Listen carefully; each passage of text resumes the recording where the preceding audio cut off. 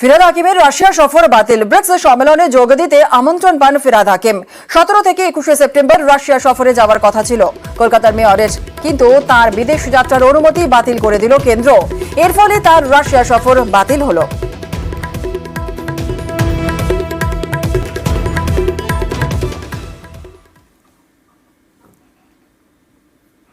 News 18 বাংলার খবরের জের। ডামখানা নারায়ণপুর মৎস্য বন্দরে আধার মুক্তে সন্ধ্যের পর অন্ধকারে ডুবত জেলার সবচেয়ে বড় মৎস্য বন্দর। আর অভিযোগ, হাই মাস্ট লাইট জ্বলত শুধু গঙ্গাসাগর মেলায়। খবরের পরেই জ্বলে উঠল আলো।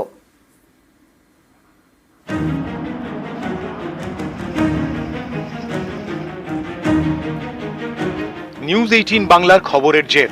অন্ধকার খুঁজল দক্ষিণ 24 পরগনার সবচেয়ে বড় মৎস্য বন্দরের। জ্বলল হাই মাস্ট লাইট। দীর্ঘদিন ধরে লাইট বন্ধ ছিল, আজকে দুদিন হলো লাইট জ্বলেছে। এতে আমাদের অনেকটা কাজের উপকার হয়েছে বা সুবিধা হয়েছে, নাহলে অন্ধকারে কাজ করা খুব টাফ ব্যাপার ছিল। আমরা এই যে সংবাদ মাধ্যমে আমাদের এই যে খবরটা দেখিয়েছে, এতে আমরা তাদেরকে ধন্যবাদ জানাই। নামখানার নারায়ণপুর, এখানেই রয়েছে দক্ষিণ 24 পরগনার সবচেয়ে বড় তথা ব্যস্ততম মৎস্য বন্দর। কিন্তু সন্ধে হলেই অন্ধকারে ডুবত গোটা এলাকা। অন্ধকারের মধ্যে ঝুঁকি নিয়েই ট্রলার থেকে মাল ওঠা নামানোর কাজ করতেন মৎস্যজীবীরা।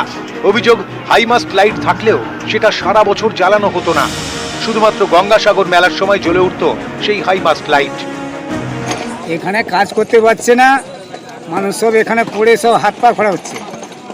তার জন্যে লাইট জ্বালার অবত একান্ত ব্যবস্থা করতে হবে। সমস্যা, লোকের হাত ভাঙ দিচ্ছে, মাছ তোলা যাচ্ছে না।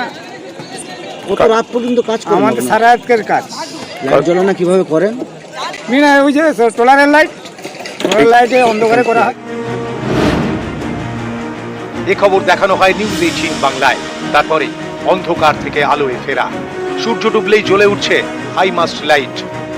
প্রশাসন ওটাকে উপরে নজর দেয় এবং খুব তৎপরতার সহিত ওটাকে লাইটটাকে জ্বালাবার ব্যবস্থা করেছে। আমরা চাইবো কি সারা বছরই লাইটটা ওখানে জ্বলুক। একটি ব্যস্ততম ঘাট ওটা, দক্ষিণ 24 পরগনার সবচেয়ে ল্যান্ডিং সেন্টার, বড় ল্যান্ডিং সেন্টার, এবং প্রচুর দুর্ঘটনা ঘটে। খুব ভালো প্রশাসনের, খুব ভালো তৎপরতা।